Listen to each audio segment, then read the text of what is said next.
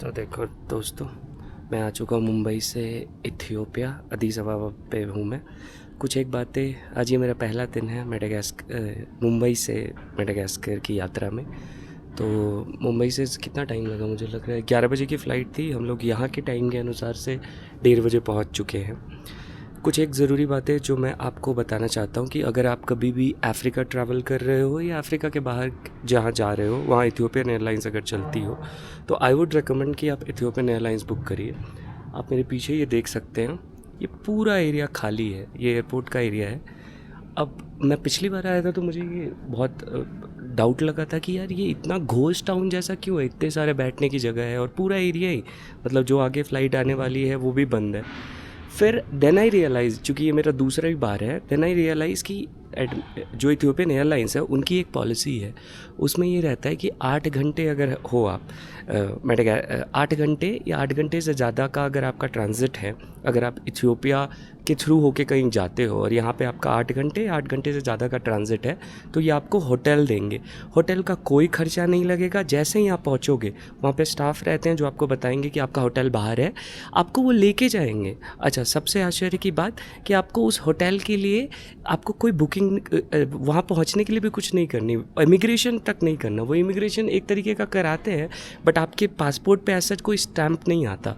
क्योंकि last time जब मैं आया था तो मेरे पास येलो फीवर का वैक्सीनेशन नहीं था, तो मैंने सोचा कि यार बाहर अगर जाऊंगा तो मेरे को येलो फीवर का वो पासपोर्ट पे स्टैंप लग जाएगा, क्योंकि Ethiopia yellow fever endemic country है। तो अगर आप बाहर जाते हो तो येलो फीवर का वो होना चाहिए आपके पास सर्टिफिकेट।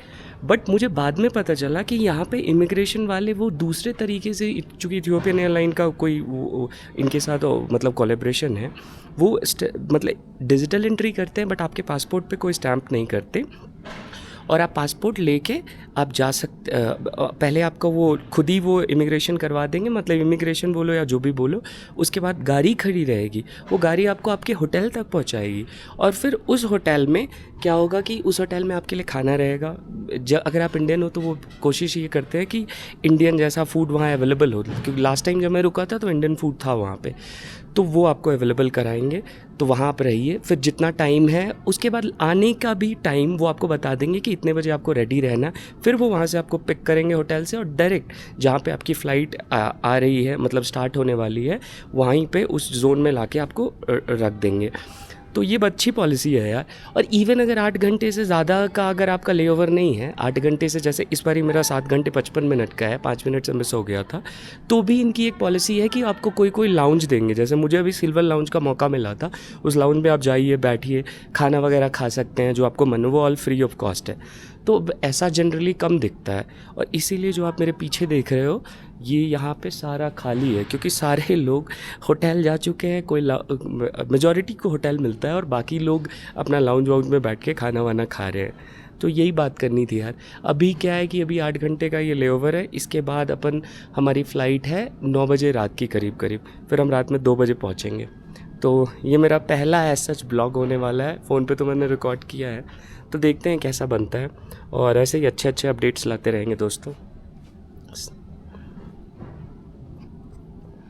यार एक और बात, जब आप फॉरेन ट्रैवल करते हो, मतलब जब आप इंडियन हो या जो भी, अगर आप दूसरी कंट्री के भी हो, तो यार फॉरेन ट्रैवल में जो सबसे ज़्यादा दुख रहता है वो है खाने का। जैसे अभी मैंने आपको बताया, मैं लाउंज गया था, मैंने एकदम वहाँ पे सॉसेजेस रखे हुए थे, बीफ वगैरह रखे हुए थे, बट मैंने एकदम टमाटर उठाए हैं भाई, टमाटर उठाए, तरबूज उठाए और बाकी चीज़ें उठाई, मतलब जो प्रॉपर दिख रहा है, मतलब उसमें कुछ मेल मिलापा भी नहीं है, प्रॉपर टमाटर कट के रखा हुआ, और मैंने उसको मुंह में डाला है। और मुझे लगा भाई मैं पता नहीं क्या खा रहा हूँ, मुझे इतनी ज़ोर से उल्टी जैसा वॉमिटिंग का लगा कि मैंने पूरा खाना ही छोड़ दिया यार, मुझसे खाया नहीं गया। और भाई इनकी कॉफ़ी, मैंने कॉफ़ी ली थी, इतनी strong coffee, 4 sachet of sugar मैंने उसमें रखे, फिर भी वो तीखी लग रही थी। मतलब इतनी स्ट्रॉन्ग कॉफ़ी तो मुझे लग रहा है मैंने पहली बार आज पी है। यही है, तो एक बाहर में ये इशू रहता है। मुझे याद है मेरा प्रीवियस भी एक्सपीरियंस जो था, मैं थाईलैंड गया था, तो मेरा जो पहला थाईलैंड ट्रिप था उसमें भाई हम लोगों ने चिकन लिया, मतलब चिकन लिया है और चिकन ओनली शॉप में लिया है, बट वो जो एरिया था फूड कोर्ट का, वहाँ पे और भी बीफ पॉर्क वगैरह भी मिल रहे थे। मतलब मुझे देख देख के ऐसा लगा कि जब मैं चिकन खा रहा था तो मुझे लगा पता नहीं मैं पॉर्क खा रहा हूँ कि बीफ खा रहा हूँ, कभी खाया नहीं है, बट अजीब सा लगने लगा। उस टाइम भी वॉमिटिंग जैसा लगा था। क्योंकि पता नहीं यार यहाँ का बाहर, जैसे इंडिया का भी जो लोग बाहर से आते हैं उनको इंडिया का भी वैसा लगता होगा, बट इन लोगों का मसाला भी उसी तरीके का साउंड करता है, तेल भी उसी तरीके का लगता है, चिप्स विप्स भी अगर आप ख़रीदोगे कहीं बाहर तो वो भी ऐसा ही लगता है। तो ऐसे ही है यार। और ये देखो, एक और चीज़ मैं इस वीडियो में तुमको दिखाना चाह रहा हूँ, ये है, ये देखो, ये है हम लोग एयरपोर्ट पे, ये पूरा खाली, जैसा मैंने पहले बताया ये अभी पूरा खाली है। ये शाम को जब फ़्लाइट होगी तब देखना सारे लोग होटल से आएंगे अभी। और ये देखो, जब भी आप इथियोपियन एयरपोर्ट पे आओगे आपको ये दिखेगा,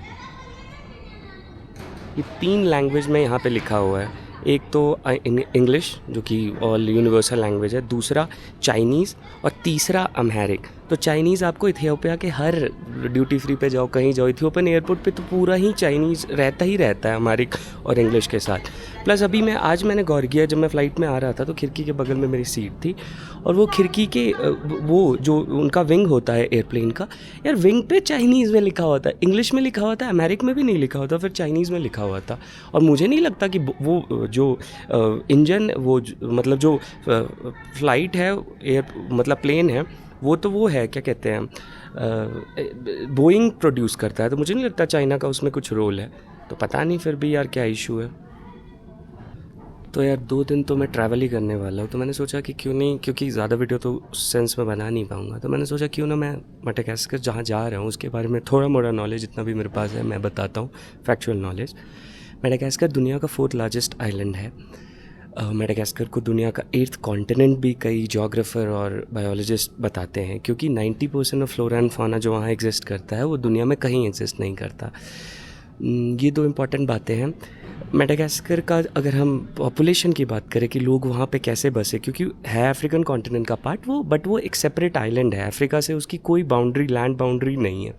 तो मेडागास्कर का माना जाता है, हिस्टोरिकल फैक्ट्स पे हम जाएं तो जो इंटीरियर कोस्ट है मेडागास्कर का, वहाँ पे लोग इंडोनेशिया, फिलीपीन से आए थे। तो अभी भी अगर तुम लोग में से कोई मेडागास्कर आता है तो तुम ऑब्जर्व करोगे कि जो एथनिसिटी है जो इंटीरियर में, जैसे कैपिटल तना में या फिर जो भी इंटीरियर लैंड है वहाँ पे तुम घूमोगे तो तुम देखोगे कि तुमको एथनिसिटी उधर की लगेगी। लेकिन जो आउटर कोस्ट है, और ये सबसे पहले, ये लोग वो लोग थे जो सबसे पहले मेडागास्कर आए थे, और क्योंकि मेडागास्कर एक अनइनहैबिटेड आइलैंड था तो इन्होंने आके सेटलमेंट स्टार्ट किया। इन ड्यू टाइम क्या हुआ कि अफ्रीकन कॉन्टिनेंट से बहुत सारे लोग अफ्रीका के डिफरेंट कोस्ट से या अफ्रीका के डिफरेंट पार्ट से, अलग अलग जगह से फिर मेडागास्कर आने लगे। बट जब वो आए तो उनका सेटलमेंट जो बेसिकली हुआ वो कोस्टल एरिया में हुआ।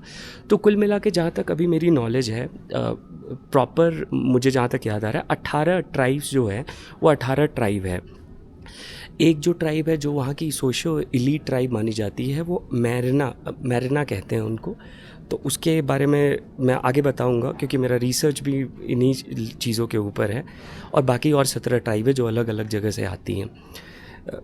जनरली अगर तुमको डिफरेंस देखना हो इन दोनों मैरिना और बाकी लोगों में, तो मैरिना जो होते हैं, जो इंटीरियर्स में रहते हैं, उनका स्किन जो है वो तुमको फेयर दिखेगा कंपैरेटिवली जो कोस्टल एरिया में लोग हैं वो वहाँ से।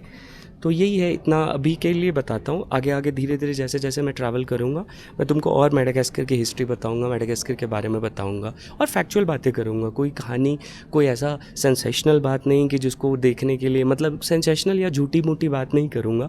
लोगों से भी मिलवाऊँगा, लोगों को दिखवाऊँगा। लास्ट टाइम जब आया था यार मेरे को बड़ा एक्सपीरियंस मेरा ज़बरदस्त था, इसलिए मैं एक कंट्री जिसमें आ चुका हूँ, 1 महीने रह चुका हूँ, मैं दोबारा आया हूँ, जिस बार लंबे टाइम के लिए आया हूँ। तो मेरे को ये कंट्री बहुत प्यारी लगती है। लोग भी बहुत ज़्यादा नहीं हैं, मतलब डेंसिटी बहुत कम है, तो सबको आना चाहिए। मैं तो कहता हूँ कि मेडागास्कर जाओ यार। तो यही है, आगे और मैं स्टोरी बताऊँगा। तो बस इतना ही बताना था, बेसिक हिस्ट्री मेरे को कवर करनी थी मेडागास्कर की।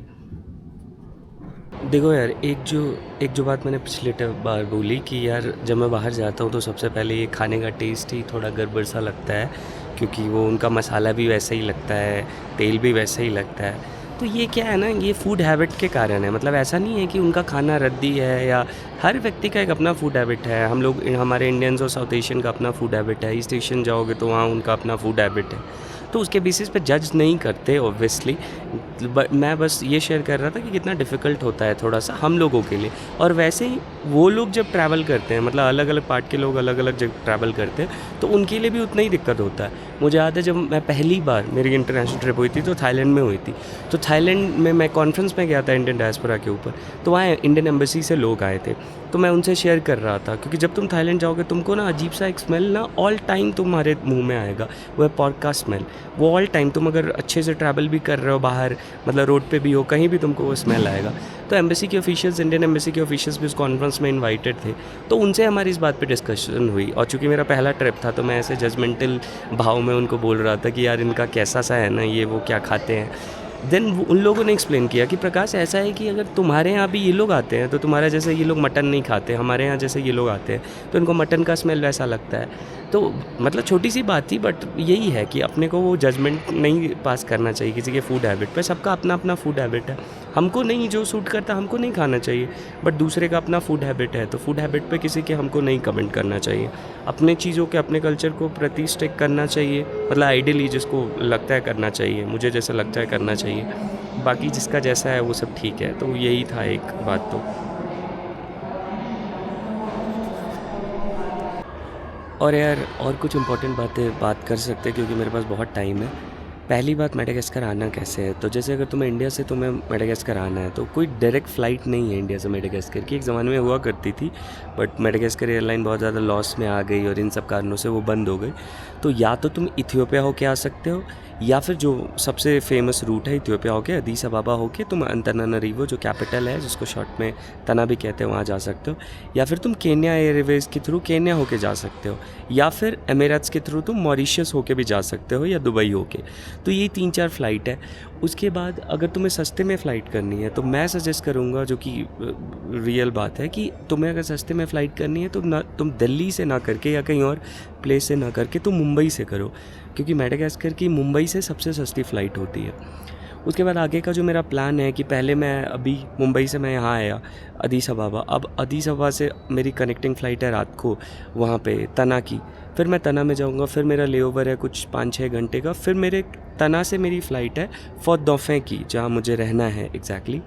फॉरदौफे साउदर्न कोस्ट है मेडागास्कर का, जैसे हमारे इंडिया में कश्मीर से कन्याकुमारी हो गया, तो एक समझो कि कन्याकुमारी वाला एंगल एकदम साउदर्न पॉइंट है फॉरदौफे। उसको उसका मेलागैसी नाम ताओलागा नारा है या ताओला नारा ऐसा कहते हैं, बट उसका फ्रेंच नाम फॉरदौफे है। फ़्लाइट बहुत महंगी होती है अगर डोमेस्टिक की बात करें, जैसे इंडिया में डोमेस्टिक ट्रैवल थोड़ा आसान होता है या बाहर भी, मेडागास्कर में डोमेस्टिक बहुत एक्सपेंसिव होती है फ़्लाइट। वो सिर्फ फॉरेन ट्रैवलर के लिए ही होती है जो अफोर्ड कर सके। और उसके अलावा अगर तुम जाना चाहते हो तो ट्रेन नहीं चलती मेडागास्कर में, मतलब कुछ एक जगह के लिए ट्रेन चलती है, बट उसका भी कोई पैसेंजर के लिए कोई ज़्यादा रोल नहीं है, मतलब कुछ 100-150 किलोमीटर की वो ट्रेन है मेरे ख्याल में। कैपिटल से वो तुलियार या मोरंडोवा जाती है, जो एक्सपोर्ट इम्पोर्ट के पर्पज़ के लिए। तो ट्रेन चलती नहीं है। तो अगर तुम्हें एक प्रोविंस से दूसरे प्रोविंस में जाना हो, जैसे कि लास्ट टाइम मैं जब तना में रुका था तो तना से मुझे मजूंगा जाना था एक वीक के लिए, तो वो मजूंगा चूँकि 150-200 किलोमीटर है जहाँ तक मुझे ध्यान है, तो एक दिन लग गया था मेरा, 12-15 घंटे। एक दिन पूरा नहीं बट 12-15 घंटे, वो भी डिपेंडिंग कि तुम्हारी गाड़ी ना ख़राब हो। और वो गाड़ी होती कैसी है, वो ट्रैवलर जो तुमने देखा है ट्रैवलर कर सकते हो, या फिर तुम्हें और कंफर्टेबल होना है तो 4x4 कर सकते हो, जो मेडागास्कर टेरेन के हिसाब से सबसे कंफर्टेबल गाड़ी है। और उसके अलावा अगर तुम्हें जैसे मान लो कैपिटल से जहाँ मैं जा रहा हूँ तुम्हें साउदर्न पार्ट जाना है या नॉर्दर्न पार्ट जाना है, तो यार तुम्हें 2 दिन 3 दिन, तुम्हें 400-500 किलोमीटर या 800 किलोमीटर के तुम्हें 7-7 दिन भी लग सकते हैं। तो वो एक तरीके का कंप्लीट एक्सपेडिशन होता है कि ट्रैवलर के थ्रू लो या 4x4 करो, और वो मतलब जर्नी नहीं होती, एक्सपेडिशन होता है। वो ट्रेन ऐसा है कि तुम्हारी गाड़ी ख़राब हो जाएगी, वो गाड़ी बनने में, क्योंकि आसपास कुछ है नहीं, मतलब रोड भी उतने अच्छे नहीं हैं, तो वो गाड़ी बनने में कितना टाइम लग जाएगा, तो वो बहुत टाइम लग सकता है। तो मैंने इसलिए फ़्लाइट अरेंज कर लिया था, तो मैं फ़्लाइट से जा रहा हूँ। बट ये तुम्हारे नॉलेज के लिए मैंने बताया कि अगर तुम्हें कभी आना हो, अगर एक्सपेडिशन करना हो रियल में, तो तुम ट्रैवलर से भी सफ़र कर सकते हो। सो फिर मैं पहुंच गया हूँ तना में, मतलब रात को पहुंचा था 3 बजे। फिर वहाँ पे मैं रिकॉर्ड कुछ कर नहीं पाया बिकॉज इमिग्रेशन के टाइम में एयरपोर्ट छोटा है और जल्दी जल्दी निकलना था, रात का टाइम सेफ़ नहीं रहता है। तो मैं हमारे पुराने जब मैं पिछली बार आया था 2014 में, तो तना में एक टेम्पल है हिंदू समाज मंदिर, उन्होंने मेरा पीएचडी के टाइम पे मतलब आया, तो मैं था अपना टिकट करके, बट रहना खाना सब उन्होंने अरेंज किया था। तो वहीं पे जो उस पूरे टेंपल के सबसे मेन जो प्रीस्ट हैं, वो अच्छे से मतलब गाइड बोलिए, मेंटर बनिए, वो बन गए थे। तो उन्होंने बोला कि तुम यहाँ आ जाओ, क्योंकि अभी मेरी जो फ़्लाइट है वो करीब 1 बजे 1:30 है। तो उन्होंने बोला वहाँ रुक के क्या करोगे, वैसे भी सेफ़ नहीं है रात भर रुकना, तो यहाँ आ जाओ नाश्ता पानी करके और ये सब करके चले जाना। तो फिर मैं यहाँ आ गया हूँ। और लास्ट टाइम जब मैं यहाँ था तो मेरा एक बहुत अच्छा दोस्त बना था, क्योंकि और किसी से बात हो नहीं पाती थी, क्योंकि वो भाषा अलग है, उनको फ्रेंच आती है और किसी को कुछ समझ ही नहीं आता। तो उस दोस्त से मैं आपको इंट्रो कराता हूँ। ये है जय। Bonjour. बोलो, चलो तुम कुछ बोलो। अब इस पे बोलो, देखो ये रिकॉर्ड कर रहा है तुमको। तुम्हें कैसा लग रहा है मुझसे मिलके इतने दिनों बाद? अच्छा। हम लोग अभी रिसेंटली भी मिले थे, अभी इसका अप्रैल में मुंडन हुआ था, तो मैं गुजरात, ये लोग आए थे तो मैं गुजरात गया था इनसे मिलने। तो यही है, ऐसे तो बहुत बोलता है बट अभी शर्मा रहे हैं। क्यों शर्मा रहे हो? जय नाम है, बस प्यारा लड़का है, अभी शर्मा रहा है। बोलो यार जय, कुछ बोलो, बोलो जय। ये देखिए ये तना है, एक बारी मैं साइड का दिखा दूँ, यहीं से ऊपर का ये मंदिर है, ये बगल में। और यहाँ ठंडी बहुत पड़ रही है भाई, मैं यहाँ प्रिपेयर होके आया नहीं था। ये देखो ये तना का हम ऐसे दिखाते हैं अगर बाहर निकले, क्योंकि अभी मुझे नहीं लगता मैं तना जाऊँगा बाहर रात घूमने। को बाहर निकले तो डेड। हाँ, क्योंकि यहाँ पे रिस्की एरिया है, रिस्की एरिया क्या, थोड़ा कैपिटल में इशू रहता है, बट यही है। अभी तो मैं फॉर दफ़े आज निकल जाऊँगा 2-3 घंटे यहाँ रुक के, तो यही है। फिर मैं जैसा होगा अपडेट करता हूँ गाइस। तो मैं अभी आपको यहाँ का मंदिर दिखाता हूँ कि मंदिर कैसा है। ये हिंदू टेम्पल का मेडागास्कर का सबसे बड़ा मंदिर है। अभी हम लोग प्रांगण में, ये देखिए ये हैं साईं बाबा। ठीक है, तो अभी देखिए ये है हम तना में मंदिर के अंदर, ये है हमारा जय, यहीं पे मैं रुका था लास्ट टाइम। और ये है भाई, हेलो सलामा। और मेरे को इतना ही आता है यार, मलागासी में सलामा और फ्रेंच में थोड़े बोंजो और बोंसवा वगैरह वगैरह। अभी ये देखिए जय के साथ हम आपको मंदिर दिखाते हैं। ये जो देख रहे हैं आप, ये मंदिर है, ये मेडागास्कर का सबसे बड़ा हिंदू मंदिर है, हिंदू टेम्पल है। ये मंदिर ऊपर मंदिर का एरिया है और इसके नीचे मेस का एरिया है, बहुत बड़ा मेस है। तो बहुत बड़ा मेस है। और ये अभी जय कह रहा है कि इसको निकाल दो, DJI Osmo Nano पे रिकॉर्ड कर रहे हैं। ये मेरा पुराना दोस्त, लास्ट टाइम जब मैं आया था तो ये भाई से बहुत बात हुई थी। कमिंग कमिंग कमिंग, ये तो वही है ना पुराना वाला भाई। कमिंग सवा, कमिंग वेट। तो ये है, अब देखिए मंदिर, ये ऊपर का जो एरिया है ये मंदिर का प्रांगण है। इसमें मैं आपको दिखाता हूँ कि मंदिर में जो भगवान स्थापित है।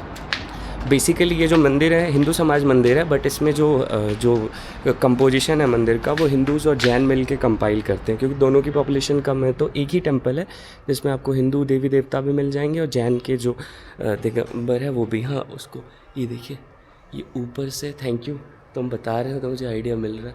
ये देखिए ये ऊपर पेंटिंग्स बनी हुई हैं भगवान के ऊपर, ये देखिए। उसके बाद अपन इधर आते हैं, जय मुझे गाइड भी कर रहा है।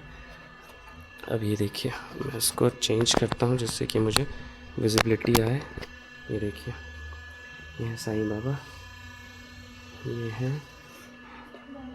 महाराज जी, मैं नाम भूल गया। जलाराम बाबा। हाँ हमारा जलाराम बाबा। हाँ, ये हमारे हेड प्रिस्ट लोहाना है, कम्युनिटी है, उनके इष्ट देवता है जो। हाँ क्योंकि मैं लास्ट टाइम जो नवंबर में आया था तो एक बहुत बड़ा फेस्टिवल भी होता है उसी अराउंड। उनका जन्मोत्सव होता है। ये जलाराम बाबा है, उनका गुजरात में वीरपुर करके एक गांव है, जहाँ पर जलाराम बाबा का अखंड जो अन्न क्षेत्र है वो वर्षों से, कितने सालों से चल रहा है।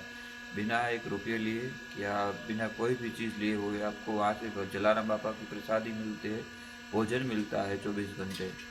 तो वैसे वो चमत्कारिक संत थे हमारे जी। ये जब भी जो बता रहे थे वो निकुंज सर है, ये मेरे बड़े भाई जैसे अभी बन गए हैं। तो ये यहाँ के जो मेडागास्कर का मैंने बताया सबसे बड़ा हिंदू टेम्पल है, उनके वो मेन प्रीस्ट हैं।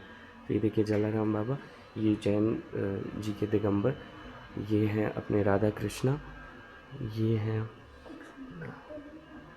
ये इस पर क्लिक करेंगे तो ये देखिए ये दुर्गा माता, ये है राम लक्ष्मी सीता। तो और ये शिव जी के नंदी, ये हमारे शिव जी यहाँ पर भगवान का। तो ये जो एरिया है यहाँ पे जब कोई मेजर इवेंट होता है, मतलब पूजा होता है, तो सब लोग बैठते हैं, तो यहीं पे अधिष्ठान होता है। जैसे लास्ट टाइम भी मैं आया था तो बहुत मेजर इवेंट यहाँ होते रहते हैं। और जो नीचे का एरिया, चूँकि टेम्पल बहुत बड़ा है, तो नीचे के एरिया में जब कोई मेजर इवेंट हो, मतलब रिलीजियस किसी का कोई अपना फंक्शन हो, तो वो नीचे ही होता है। बहुत बड़ा मेस का एरिया है, बहुत बड़ा ऑडिटोरियम है, तो होता है वो। तो यही है, और जैसा जैसा होगा मैं आपको बताता रहूँगा। ये जय है हमारे साथ चल रहा है, थोड़ा कैमरा शाई पर्सन है बट फिर भी कर रहे हैं। अभी मंदिर में आरती शुरू हो गई है, तो मैं एक बारी आपको दिखाता हूँ कि आरती कैसे होती है। ये देखिए अभी आरती चल रही है।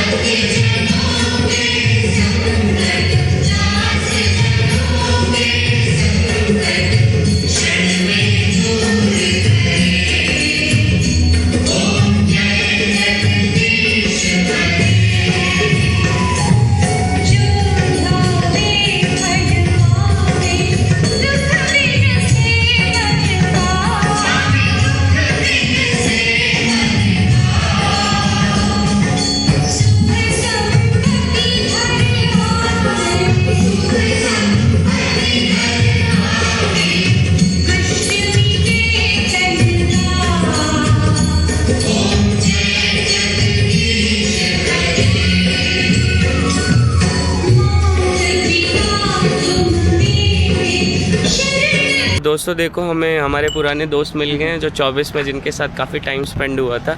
ये हमारे सर जी हैं। करके बहुत खुशी हुई मेरे को। आज खुशी हुई, आप इंडिया आते नहीं हैं, बताइए। आते हैं तो हमें बताते नहीं हैं। अब जरूर बताएंगे। जबकि राजस्थान से रहने वाले हैं, यहाँ पे हैं, ये यहाँ पे काम करते हैं, बट इनको मैं बोल रहा हूँ, ये है इनके साथी भी हैं 2 और लोग। ये लोग यहाँ दोस्ती करते हैं और इंडिया आते हैं तो बताते नहीं। बताएंगे, जरूर बताएंगे।